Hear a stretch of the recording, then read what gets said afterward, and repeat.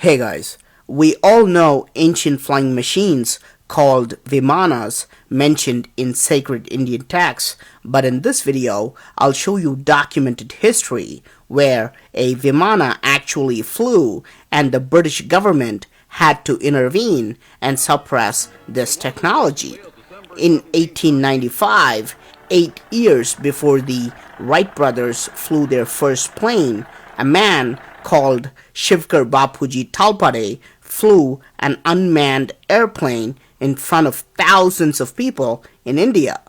But the really intriguing detail is that he did not depend on modern physics or aviation techniques, but he created this flying machine entirely based on ancient Indian texts. Shivkar was born in 1864 in Mumbai and was regarded as a prodigy. He earned a PhD before the age of 30. When he was 15, he had a meeting with an elderly man called Subbaraya Shastri, who had been researching Vimanas all his life. He is the same man who later wrote Vimanika Shastra, a book about flying machines. They both worked together for 15 years and built a Vimana that could not only fly, but could also be controlled with some kind of a remote control device. So, did the Vimana fly? The very first flight was tested in Mumbai beach in front of thousands of people, and this unmanned Vimana reached an altitude of 1500 feet and sustained its flight for about 37 seconds before it crashed. Now, compare this with the first flight of Wright brothers in the US. Their first flight only reached an altitude of 120 feet and lasted 12 seconds before it crashed. While the Wright brothers were funded with $25,000 after their first flight, Shivkar and Shastri were denounced as con artists who created worthless machines.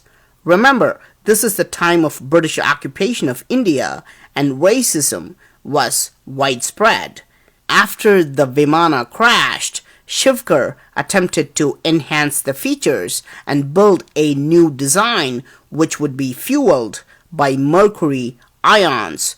He tried desperately to get funds but was turned down by virtually everyone, but still built a mercury engine in his own house. Due to lack of protective gear, he became subject to mercury vapor poisoning, which created hallucinations and other mental disorders. When the word spread, the British accused him of making explosives and confiscated his new Vimana. The prosecutor and the judge simply laughed at him when he tried to explain a mercury ion engine and claimed that such a machine would never work. A team of expert scientists were brought in and they all unanimously agreed that a mercury-powered device is impossible. Today, NASA uses mercury ion engines for space travel and has publicly announced that ion engines can provide constant acceleration, reducing travel times while increasing the efficiency. Shivkar was found guilty and thrown in jail and was released after a few years with a condition not to make any more machines. However, he secretly created another Vimana called Rukma Vimana.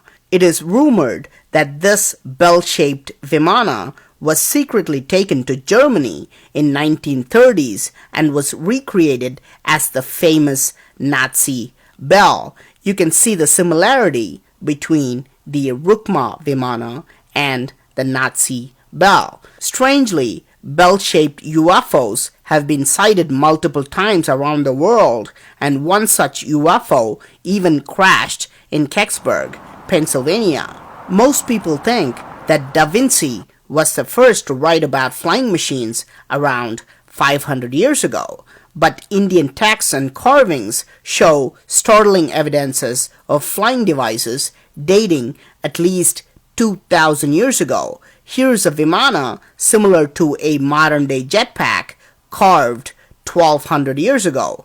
It shows safety features like belts, propeller-like wheels, and gear-like devices. Here's a model of a rocket carved in India around 7th century AD.